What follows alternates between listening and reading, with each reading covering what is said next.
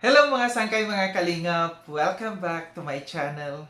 Kumusta? Kumusta kayong lahat? So for today's video, gagawa ko ng reaction and pag-usapan natin, no? Na marami ang nakakapansin na sa live ni TQ parang tumatamlay yata. Matamlay yata yung kanyang channel dahil walang mga pakulay. Natawa ko. Anyari? Maraming nagtatanong, anyari? Bakit parang matamlay na ang mga pakulay? No? Ubus na ba ang pera ng mga sponsors? Pero bago tayo dumako dyan sa ating pag-uusapan, no? Shoutout muna kay Kuya Val, kay Ate Edna, kay Kalinga Prab, kay Tita Mina Haramilyon, Tita Kong Vayots, Kamanay Tere ng San Diego, California, kay Tita Sal ng Illinois, and kay Tita Pia Payne, and kay Tita Sally, no? At sa inyong lahat na patuloy na sumusuporta at nagmamahal kay Sangkay, mega love shoutout. So dako tayo dito sa ating pag-uusapan. Marami ang mga nakakapansin at kapansin-pansin talaga, no? Na para bagang malungkot na, matamlay na, wala nang buhay ang live dito ni TQ. Unlike nung umpisa, no, na talagang ang palipad, talagang lumilipad. Literal na lumilipad ang mga palipad noon. Pero lately lang, itong mga sumunod na kanyang mga live, kapansin-pansin na iilan na lang. Mabibilang mo na lang talaga yung mga nagpapalipad. No? Sabi nga, di ba, sa umpisa lang yan, sabi nila, hindi araw-araw Pasko. Nauubos din ang pera ng mga tao. Lalo't lalo na, no, na hindi lang siya ang sinusuportahan nitong mga supporters nila. Nandiyan dyan yung ibang mga kasamahan niya sa Team Guapa, no, na pinapaliparan din. Iilan sila diyan na mga nagsusulisit, no, dahil nga naghahanda doon sa kaso di umano. Wala pa man, di ba, naghahanda na sila. So nagkakaano dito, nadi-divide yung mga supporters, nadi-divide yung mga sponsors, no? So nahahati-hati yung pera ng mga sponsors, no, ng mga viewers nila. So andyan meron kay Kapeso, meron kay Dr. Love, no? Nagpapaanuhan sila dito, lalo na dalawa, si Dr. Love at saka si Kapeso, nagpaparamihan sila ng makukolekta. So, anong nangyayari anong mangyayari dito sa mga sa kanilang mga sponsors, mga viewers? Sila talaga ang malulugi dito, ubos ang pera ng mga yan. Lalo't lalo na kung yan pinaghahandaan nila na kaso, di umano, no, na kung tumagal yan ng ilang taon. Halimbawa, sa tuwing hearing, 'di ba? Sa tuwing hearing, merong babayaran na lawyer. So, buwan-buwan ba ganyan ang mangyayari? Paano na? Paano na yung iba diyan ng mga, alam naman natin yung iba diyan na nagbibigay ay mga kasambahay lamang, no, sa ibang bansa. Siyempre may mga pamilya din yan. Ano yan, buwan-buwan magbibigay sa kanila?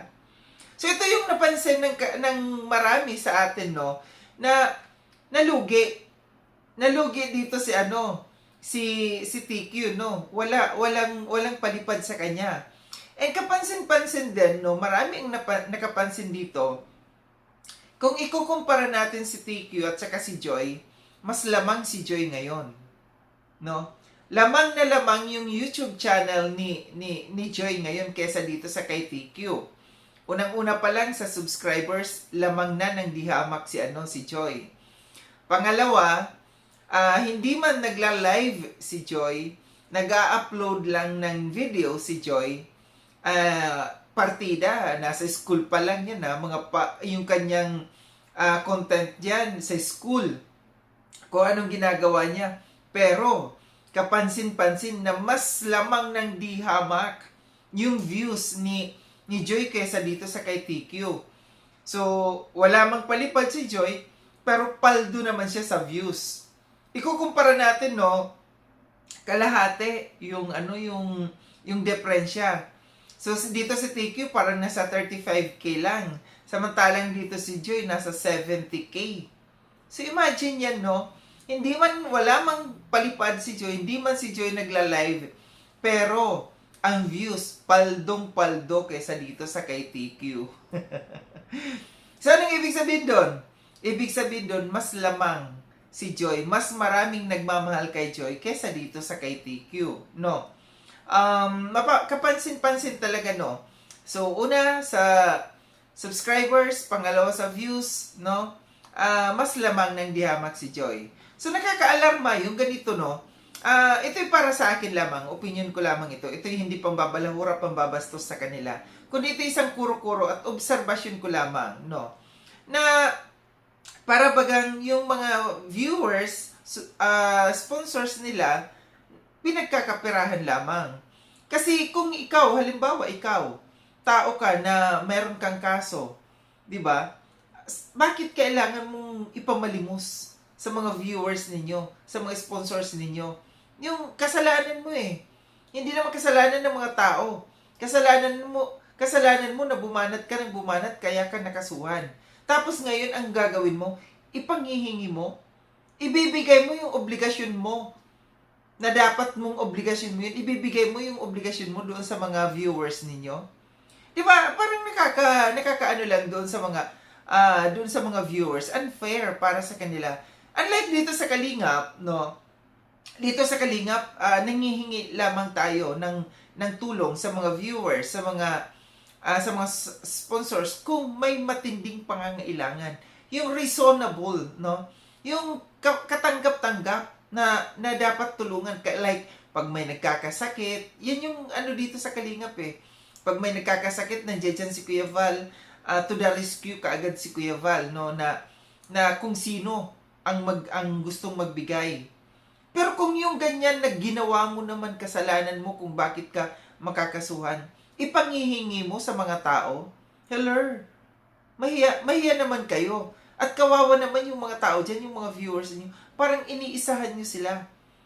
Tapos, okay lang kung isa ka lang. What if kung ilan kayo dyan? No?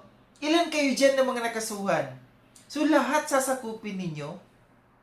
Sa bagay, wala tayong magagawa kasi kagustuhan nila yan. No? Kagustuhan yan ng mga tao na nagbibigay. Pero naman, kagaya lang, naaawa lang ako dyan sa mga OFWs na alam naman natin kakapiranggot lang yung kinikita nila. Pero kaya lang yan nakakapagbigay yung mga yan kasi parang nahihiya sila na nandiyan sila sa grupo nila na wala silang maiaabot kahit papano. Di ba yung papiso-piso? Alam naman natin na wala talagang may magbibigay ng piso. Dahil pag nagbigay ka ng piso, parang kahihiyan, katawa-tawa, di ba?